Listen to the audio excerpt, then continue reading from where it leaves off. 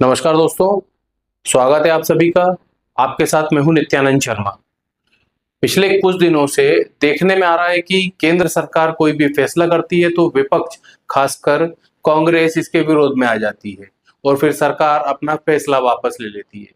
सरकार का कहना रहता है ऐसा तो कांग्रेस की सरकार के समय होता था, तो अब विरोध क्यों? और कांग्रेस इसे पीएम मोदी का झुकना बता देती है। लेटरल एंट्री को लेकर केंद्र सरकार और विपक्ष के बीच जंग चल रही है।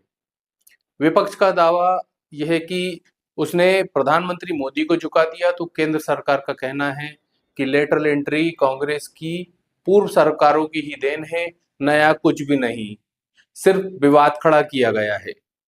अब ताजा समाचार, ताजा मामला जो है वो कहाँ शुरू हुआ, इसको समझते हैं।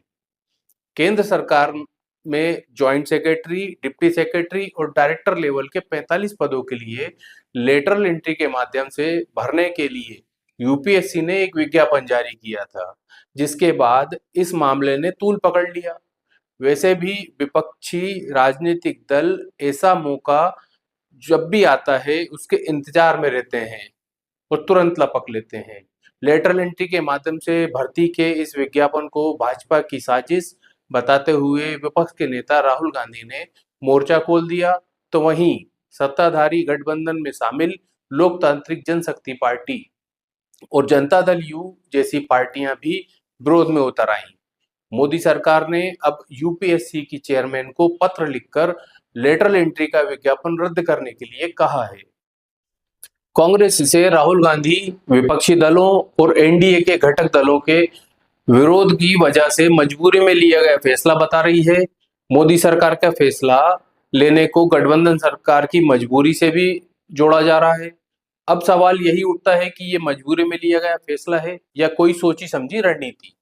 दरअसल पीएम मोदी की इमेज ऐसे नेता की रही है जिसे पता है कि विरोध की आवाज को कैसे अपने लिए संजीवनी बना लेना है।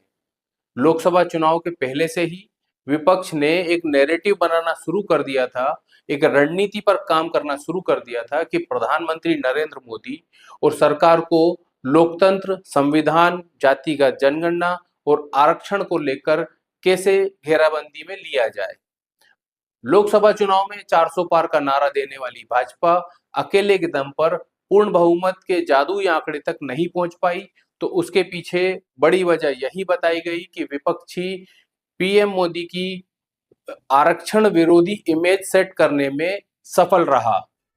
अब लेटर एंट्री का विज्ञापन रद्द करने के लिए सरकार की ओर से यूपीएससी को जो पत्र लिखा गया है, उसमें विपक्ष की ओर से आरक्षण विरोधी बताने वाले गुब्बारे की हवा निकालने की कोशिश के साथ ही विरोध की मुखर आवाज कांग्रेस को ही कटघरे में खड़ा करने की रणनीति नजर आती है।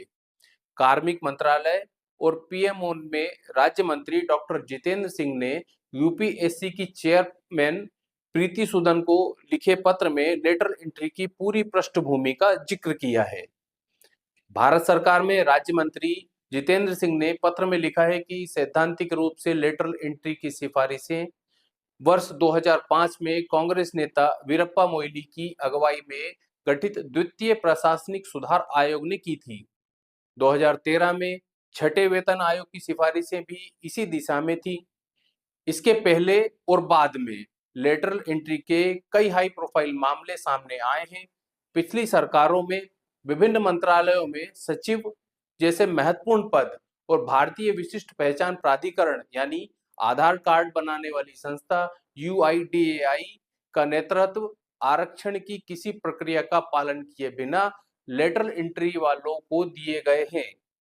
यह भी सभी जानते हैं कि राष्ट्रीय सलाहकार परिषद के सदस्य एक सुपर नौकरशाही चलाते थे जो पीएमओ को कंट्रोल करती थी। 2014 से पहले अधिकांश प्रमुख लेटरल एंट्रियां पदार्थ तरीके से यानी अनौपचारिक तरीके से की गई, जिनमें पक्षपात के आरोप भी लगे हैं। कांग्रेस नेताओं में बड़ा नाम रहे वीरप्पा मोइली। ये 2004 से 2014 तक प्रधानमंत्री मनमोहन सिंह की अगुवाई वाले यूपीए सरकार में मंत्री के साथ कई पदों पर रहे। अब केंद्र सरकार की ओर से ये स्थापित करने की कोशिश की गई कि लेटरल एंट्री उसी कांग्रेस ने शुरू की थी जो आज इसे मुद्दा बनाकर सरकार को घेरने का प्रयास कर रही है, झुकाने का प्रयास कर रही है। कांग्रेस नेता की अगुवाई वाली कमेटी ने ही इसकी सिफारिशें की थी और आज जब विज्ञापन जारी किए गए तब वे हंगामा कर रहे हैं। उन्होंने अपने पत्र में लिखा कि सरकार का प्रयास लेटरल एंट्री की प्रक्रिया को खुला, पारदर्शी और संस्थागत बनाने का है। डॉक्टर जितेंद्र सिंह ने इस पत्र में लिखते हुए वार किया कि विपक्ष की ओर से पीएम मोदी और सरकार को आरक्षण विरोधी बताने का नैरेटिव सेट करने की कोशिश की गई है। उन्होंने कहा कि प्रधानमंत्री का दृढ़ विश्वास है, पक्का भरोसा है कि लेटरल एंट्री की प्रक्रिया को संविधान में निहित समानता और सामाजिक न्याय के सिद्धांतों के साथ जोड़ा जाना चाहिए, विशेष रूप से आरक्षण के प्रावधानों के संबंध में। पीएम के लिए सरकारी नौकरियों में आरक्षण हमारे सामाजिक न्याय के ढांचे की आधारशिला है, जिसका उद्देश्य अन्याय को समाप्त करना, समावेशित को बढ़ावा देना है। सामाजिक न्याय यूपी में सपा बसपा जैसी विपक्षी पार्टियों के साथ ही एसबीएसपी, निषाद पार्टी और अपना दल जैसी पार्टियों की सियासत का भी आधार रहा है, जो फिलहाल एनडीए के साथ बीजेपी के साथ हैं। बिहार में लालू प्रसाद यादव की अगुवाई वाली आरजेडी, झारखंड में झारखंड मुक्ति मोर्चा जैसी विपक्षी पार्टियों के साथ ही बीजेपी के गठबंधन सहयोगी चिराग पासवान और जीतन राम मांझी की राजनीति भी सामाजिक न्याय के मुद्दे के इर्द गिर्द ही घूमती है।